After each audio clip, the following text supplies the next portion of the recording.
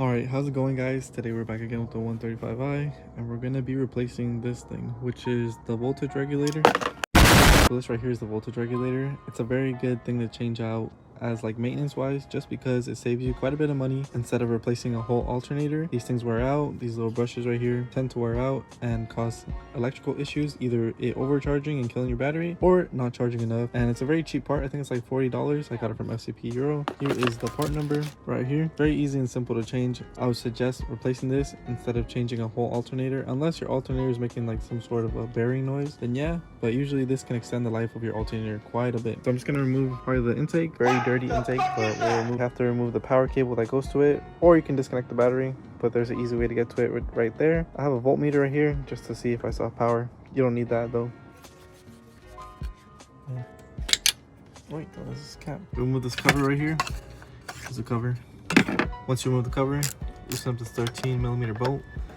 Make sure not to touch anything metal. That's why I'm using a small ratchet. Make sure not to touch anything metal because it'll short out, and you definitely do not want that.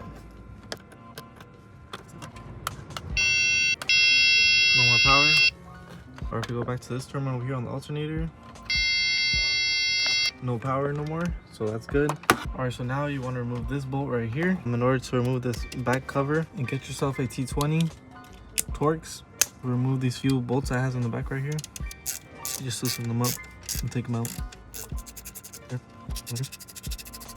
Get your 13mm socket again and remove this cable, this black cable right here. It won't come out, it hits the cable right here, so this cable needs to come out in order for the cover to, you know, come out.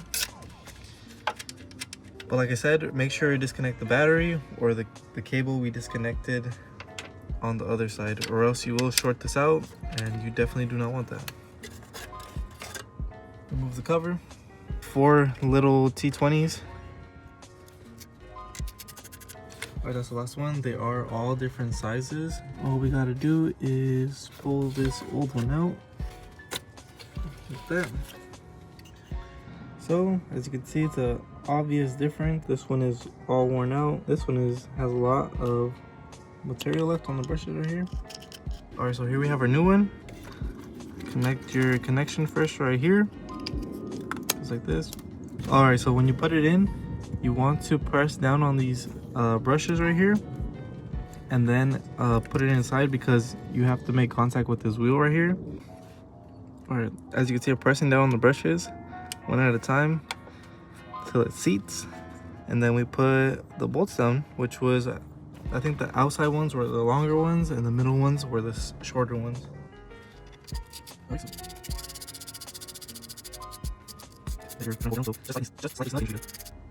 Then put your cover back on.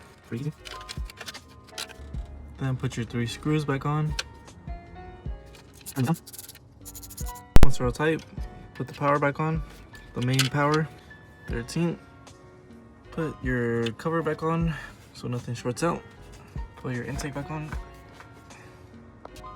And then don't forget your power cable right here. And then last but not least, the cover. And like that. And that's how you replace the voltage regulator.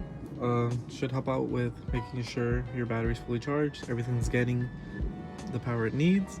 If you guys are interested in more videos like this, I recently installed a upgraded radiator, CSF right there. I've done turbos, I've done that, I've done water pumps.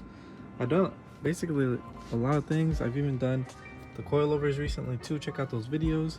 And yeah, thanks for watching and see you.